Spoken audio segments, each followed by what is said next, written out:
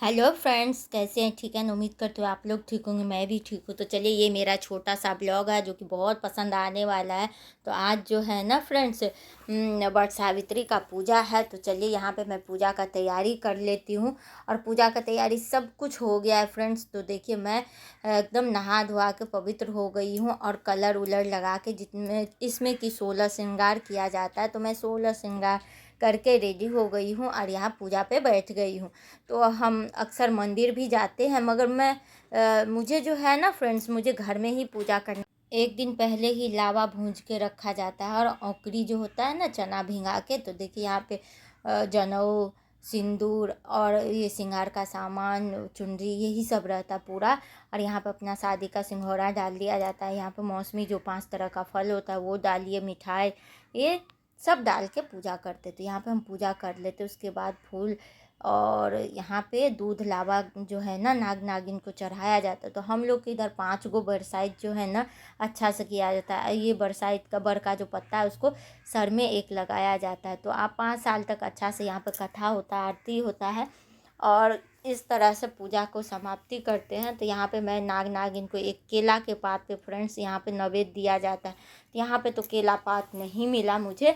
अगर फूल वाला को बोलते तो ढूंढ के ला भी देता, मगर मिला तो बिना केला के पत्ते में ही किए। मगर केला का पत्ता ज़्यादा अच्छा रहता, नहीं मिलता तो मैं बर के पत्ते में ही नाग नागिन का दूध लावा चढ़ा देती हूँ।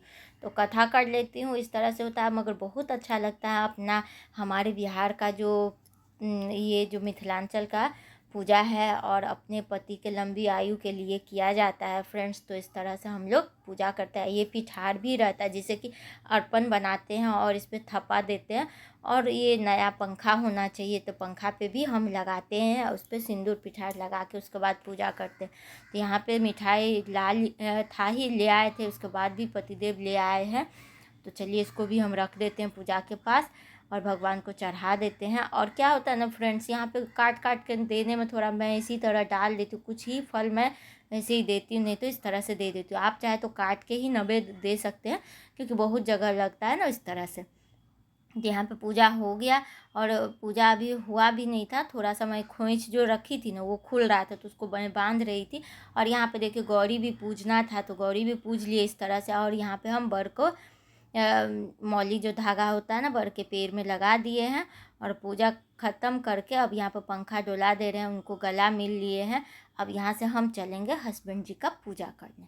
तो चलिए, देखिए ना, खोइच निकल रहा है, क्योंकि आँचला साड़ी में नहीं लिए थे, तो हम यहाँ पे चुन्नी में ले लिए थे। तो इनको पंखा बैठ के तो नहीं डोलाना है, झुक के डोलाना पड़ता है। तो चलिए, इस तरह से झुक के हम डोला के भगवान जी से आशीर्वाद ले लेते हैं, जल चढ़ा के। उसी जो जल है और वो आम वाला है ना, आम जरूरी होता है। अब इन जा रहे हैं, उनको पूजा करेंगे। हस्बैंड जी का पूजा करना पड़ता है, तो उनको हाथ में मौली धागा होता है ना, रक्षा सूत्र, उसको बांध के उसके बाद पाँव धो के फिर वो बांध के टीका लगा के मिठाई खिला के और आप आरती करके आप हस्बैंड जी को आशीर्वाद लेके बढ़िया से पूजा इस तरह से किया जाता है फ्रेंड्स।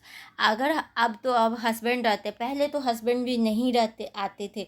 और पहला वट सावित्री में किसी किसी का हस्बैंड आते, नहीं तो ससुर आते थे, भैंसुर आते थे, जो मतलब जेठ जी बोलते हैं जिसको, वो आते थे। तो देखिए, यहाँ पे हमारे हस्बैंड जी आ गए हैं और इनका मैंने पाँव धुला दी हूँ।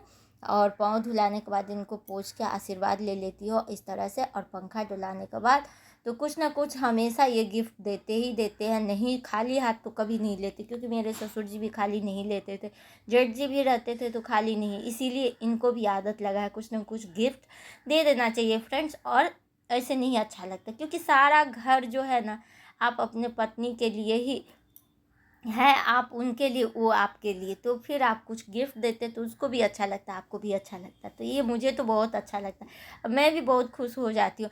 ऐसे मैं गिफ्ट नहीं देते तो भी खुश रहूँ हंस रहे देख रहे हैं ना, क्योंकि उनको लगता है ये बहुत खुश हो जाती है, इसीलिए। तो मेरे लिए मिठाई और 1100 रुपया हमको दिए हैं। हर बार 1100, 2100 और 500 ऐसे देते ही हैं, इससे कम नहीं रहता है। तो आप लोग कमेंट करके बताइए मेरा वट सावित्री पूजा कैसा लगा आप सबको। तो कमेंट करिएगा और लाइक करिएगा, चैनल को सब्सक्राइब करिएगा। फिर मिलती हूँ एक नए ब्लॉग के साथ फ्रेंड्स। राधे राधे, हैप्पी वट सावित्री पूजा। आप सभी को ढेर सारी शुभकामनाएं। Bye bye, Radhe Radhe.